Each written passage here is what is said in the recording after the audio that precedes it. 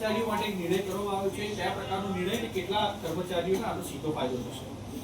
મહાનગરપાલિકાની અંદર 24,000 જેટલા રેગ્યુલર કર્મચારીઓ અને 17,000 જેટલા જે પેન્શનરો છે, તો એ કાર્નિવ સ્ટેન્ડિંગ કમિટીમાં તાકીદના કામમાં એક નિર્ણય કરવામાં આવ્યો છે કે એ લોકો જ્યારે બીમાર પડે ત્યારે એસવીપી હોસ્પિટલમાં આપણે વાત કરીએ કે સારવાર માટે આપણે કેશલેસ સારવારનો એ લોકોને લાભ મળશે.